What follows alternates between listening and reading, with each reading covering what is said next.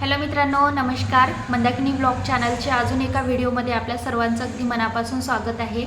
तर मी मंदाकिनी आपल्यासाठी एक वनरक्षक भरतीतील महत्त्वपूर्ण असा व्हिडिओ घेऊन आली आहे. तर चला आजच्या व्हिडिओला सुरुवात करूया.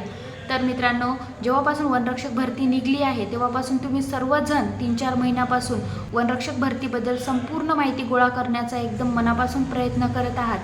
तर ऑनलाईन परीक्षा होण्याच्या अगोदर मुलांनी 8-9 तास लॅबमध्ये बसून अभ्यास केला आहे.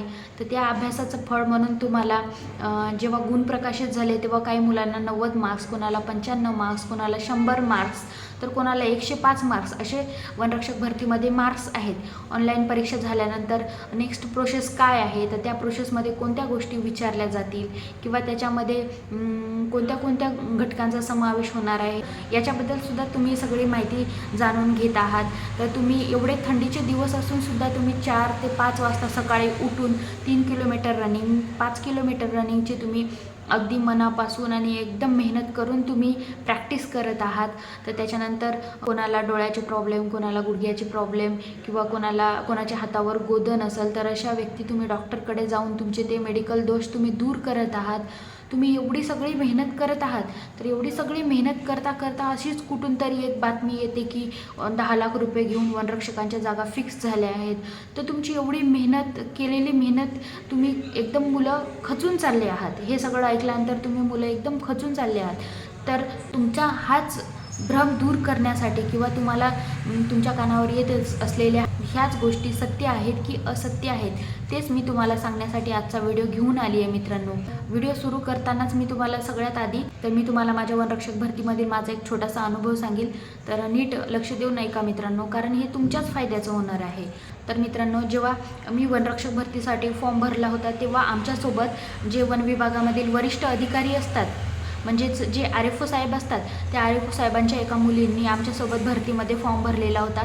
त्याचप्रमाणे विभागीय व्यवस्थापक कार्यालयामध्ये जे वरिष्ठ लेखापाल असतात, त्या वरिष्ठ लेखापालांच्या एका मुलींनी आमच्यासोबत भरतीमध्ये फॉर्म भरला होता. तर अशा वेळेस सगळीकडे चर्चा असायची, म्हणजे आमच्या ग्रुपमध्ये किंवा आम्ही जेवढे पण भरती द्यायसाठी मुलं आलेलो असायचो त्या सगळ्या मुलांमध्ये एकच चर्चा असायची की हे वनविभागामधील ऑफिसर्स लोकांच्या मुली आहेत.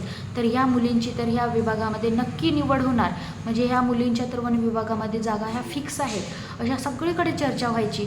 तर आम्हाला पण ही गोष्ट खरीच वाटायची. आम्हाला वाटायचं की यांचे वडील इतके मोठे अधिकारी आहेत तर ह्या कटणारच नाहीत, पोस्ट तर यांना नक्कीच भेटणार.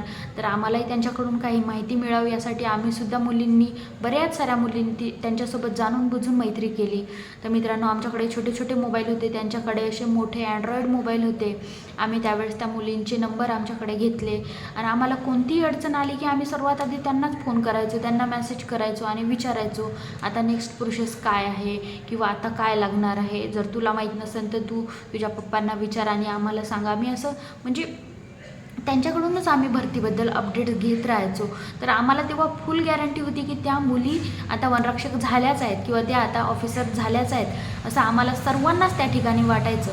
पण मित्रांनो, बाजी केव्हा पलटली, जेव्हा आम्ही रिझल्ट पाहिला. जेव्हा आम्ही स्वतःचं नाव रिझल्टमध्ये बघण्याआधी आम्ही त्यांचं नाव पहिल्यांदा शोधत होतो की ह्या मुलींना जॉब भेटली आहे की नाही.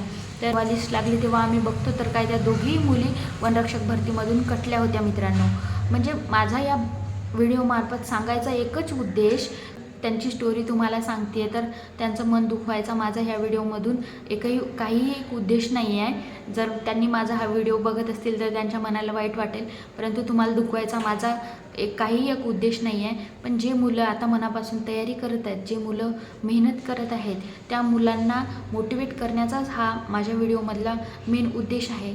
तर मित्रांनो, मी तुम्हाला सांगते की त्यांचे वडील एवढे अधिकारी होते, त्यांना तर भरतीबद्दल पूर्ण आधीच माहिती होती, त्यांना सगळ्या गोष्टी आधीच माहिती. त्यांच्या वडिलांचे मोठ्या मोठ्या अधिकाऱ्यांसोबत संबंध, सगळ्या गोष्टी त्यांच्याकडे होत्या, पैसासुद्धा त्यांच्याकडे होता. त्या मुली वन विभागामध्ये भरती झाल्या नाहीत आणि त्यांच्या पद्धतीने मेहनत करून सुद्धा त्या वन विभागामध्ये भरती झाल्या नाहीत.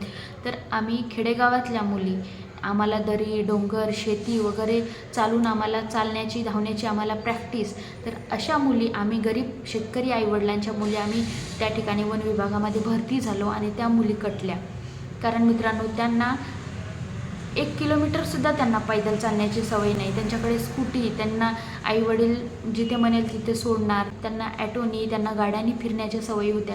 तर मुलींना 3 किलोमीटर चालण्याची किंवा धावण्याची सवय नव्हती. त्याच्यामुळे त्या मुलींना 18-19 असे मिनिट लागले त्या ठिकाणी धावण्यासाठी आणि आम्ही त्या ठिकाणी 14-15 मिनिटामध्ये धावून आम्ही रनिंगमध्ये पात्र झालो आणि त्या ठिकाणी त्या भरतीमधून कटल्या. तर ह्या व्हिडिओमार्फत मी तुम्हाला असंच सांगते की जरी तुमच्या कानावर ह्या सगळ्या गोष्टी येत असतील की 10 लाख रुपये घेऊन जागा फिक्स होत आहेत किंवा वनरक्षक भरतीमध्ये पैसे घेऊन वनरक्षकाच्या जागा विकल्या जात आहेत, तर असे तुमच्या कानावर येणारे शब्द ऐकून तुम्ही खचून जाऊ नका. तुम्ही तुमची मेहनत करायची थांबवू नका मित्रांनो. तुम्ही एवढ्या सकाळी थंडीचं उठून रनिंगची प्रॅक्टिस करत आहेत, तर ती रनिंगची प्रॅक्टिस करणं तुम्ही थांबवू नका. तुम्ही अशी भरती आहे कारण या ठिकाणी तुम्हाला नोकरी भेटणार आहे, तर अशा अफवा, अशा सगळ्या गोष्टी तुमच्या कानावर येणारच आहेत. परंतु ह्या सगळ्या अफवांना किंवा ह्या सगळ्या गोष्टींना बळी पडून तुम्ही तुमची जी तयारी चालू आहे ती तयारी थांबवू नका.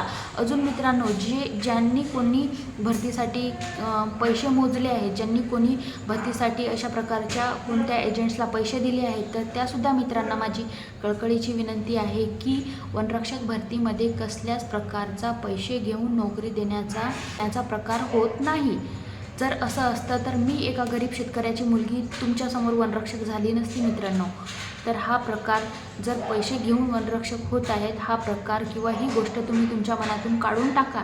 तुम्ही तुमची जी चिकाटीने, जी जिद्दीने तुमची प्रॅक्टिस चालू आहे ती प्रॅक्टिस चालूच ठेवा.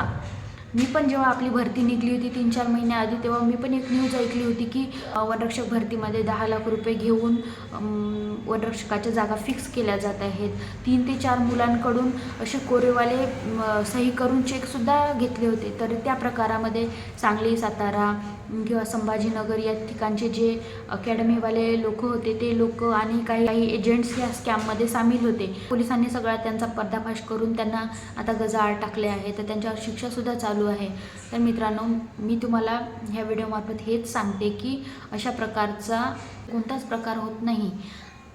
ही वनरक्षक भरती एकदम पारदर्शक अशी आहे, कारण हा घोटाळा उघडच आल्यानंतरच वनमंत्र्यांनी सगळ्या वन विभागाला अशी सूचना दिली की वनरक्षक भरतीमध्ये जर असा कोणताही स्कॅम आढळला तर अशा व्यक्तीला किंवा अशा कोणत्याही अधिकाऱ्याला एकदम कठोरातली कठोर शिक्षा होईल.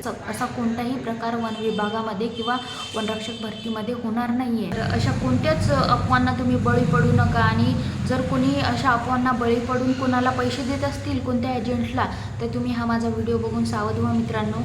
पैसे देऊन तुमचं काम कधीच होणार नाही, कारण तुम्हाला ह्या भरतीमध्ये तुमची पात्रता सिद्ध करायची आहे.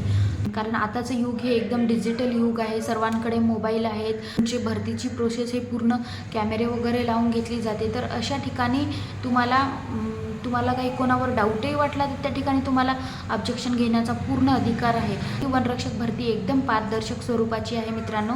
तर तुम्ही असा समज धरून तुम्ही खचून जाऊ नका किंवा तुमची मेहनत थांबवू नका. तर आजच्या व्हिडिओमध्ये एवढंच मित्रांनो. तुम्हाला जर आजचा व्हिडिओ हेल्पफुल वाटला तर माझ्या व्हिडिओला नक्की लाईक करा. तुमच्यासाठी असेच वनरक्षक भरतीतील महत्त्वपूर्ण असे व्हिडिओ घेऊन येत जाईल. तर नमस्कार, भेटू पुढच्या व्हिडिओमध्ये.